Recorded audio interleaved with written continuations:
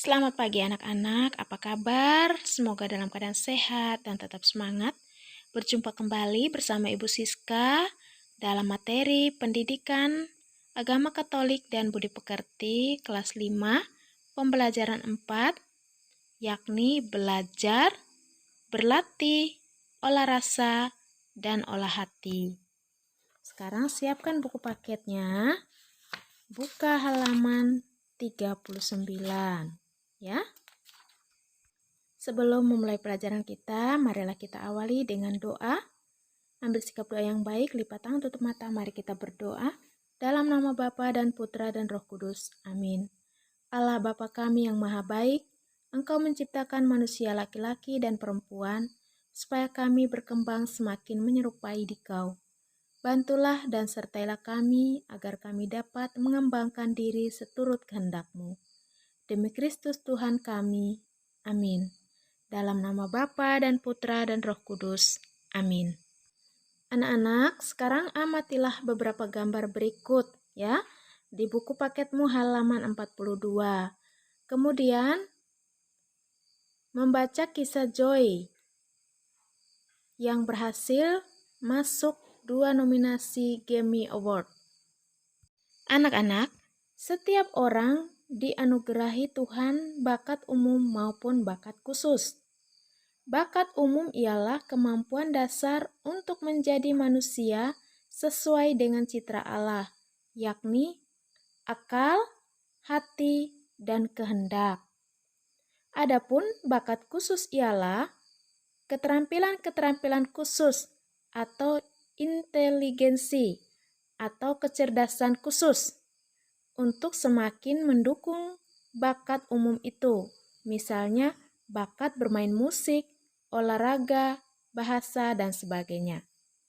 Bakat khusus itu dengan bimbingan guru, orang tua, teman, dan para ahli bisa kita temukan selama belajar pada tingkat dasar. Seperti Joy yang berbakat berkat bimbingan orang tua, guru, dan para pemusik.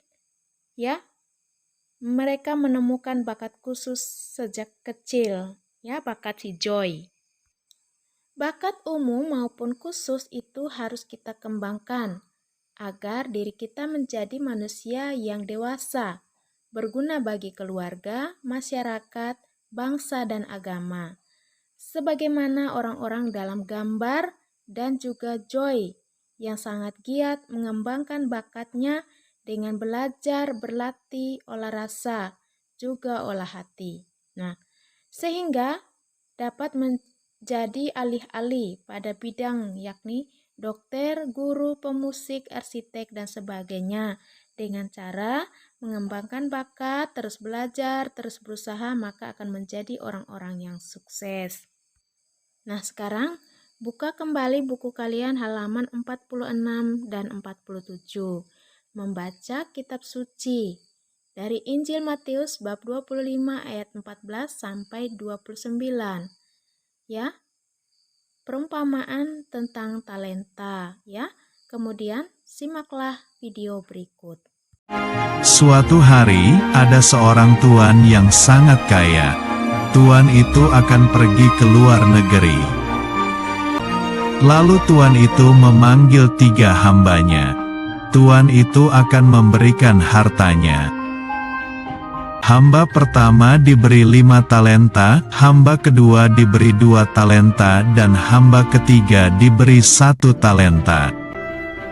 Tuan itu mempercayakan talentanya sesuai dengan kesanggupan masing-masing hambanya.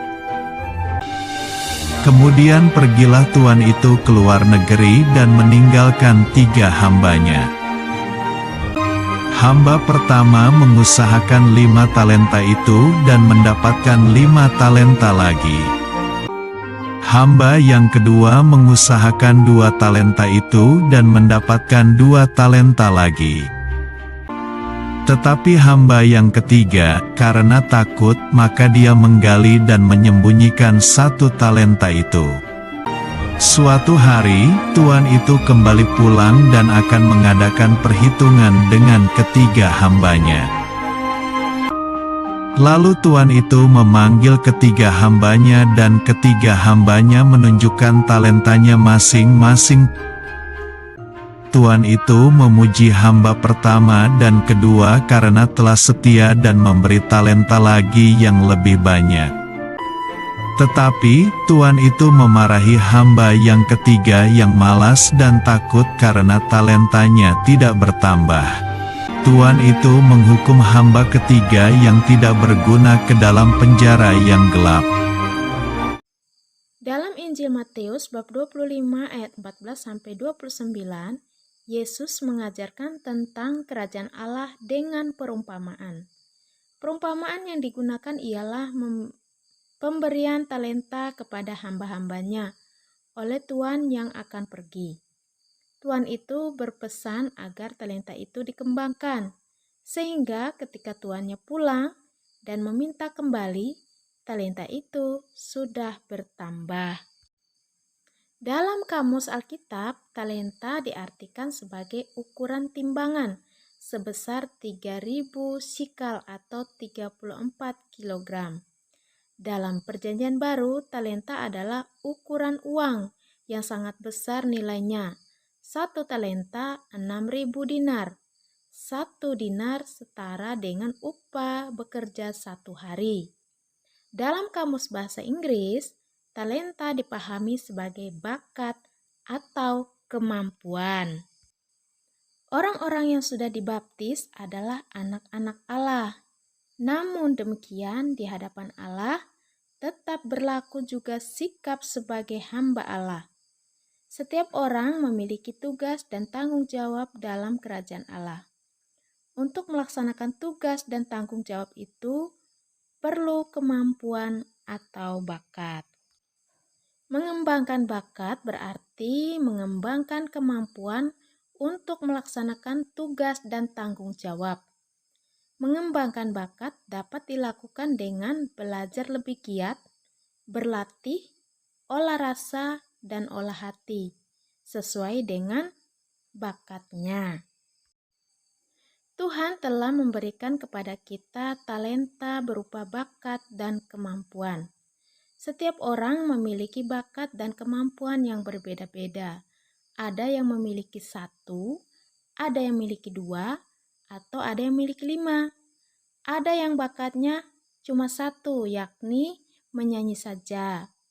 Ada yang bakatnya lebih dari 1, bernyanyi, main musik, menari. Ada yang bakatnya menulis sastra, olah rasa. Ada orang yang berbakat di bidang olahraga, ya. Berbakat dalam bidang matematika dan sebagainya. Orang yang banyak memiliki bakat dan kemampuan dituntut lebih banyak usaha untuk mengembangkan bakat dan kemampuannya itu. Ia harus berusaha lebih keras untuk membahagiakan diri sendiri, keluarga, dan masyarakat. Demikian juga orang yang hanya memiliki sedikit bakat dan kemampuan dituntut untuk berusaha keras, sehingga bakat dan kemampuannya dapat menjadi berkat bagi dirinya, keluarga, dan sesamanya. Orang yang malas berusaha mengembangkan bakat dan kemampuannya akan menyesal di kemudian hari. Perlu disadari, pengembangan bakat tersebut perlu diarahkan bagi majunya masyarakat dan terjadinya relasi perempuan dan laki-laki yang setara. Pengembangan bakat perlu diarahkan bagi terwujudnya kerajaan Allah. Jadi, tidak diharapkan pengembangan bakat itu justru menjadi saling merendahkan pada laki-laki atau perempuan. Nah, anak-anak, itulah pelajaran kita hari ini. Sebagai bahan refleksi, bertanyalah dalam hatimu, apa saja yang menjadi bakatku? Nah, marilah kita akhiri pelajaran kita dengan doa penutup. Lipat tangan, tutup mata, mari kita berdoa. Dalam nama Bapa dan Putra dan Roh Kudus. Amin. Allah Bapa yang Maha Baik, kami telah menyadari bahwa Engkau telah memberikan bakat dan kemampuan kepada kami masing-masing. Bantulah kami supaya kami berusaha mengembangkan bakat dan kemampuan itu, supaya berguna bagi kami sendiri, keluarga, dan masyarakat. Semua ini kami mohon kepadamu dengan perantaran Kristus Tuhan kami. Amin.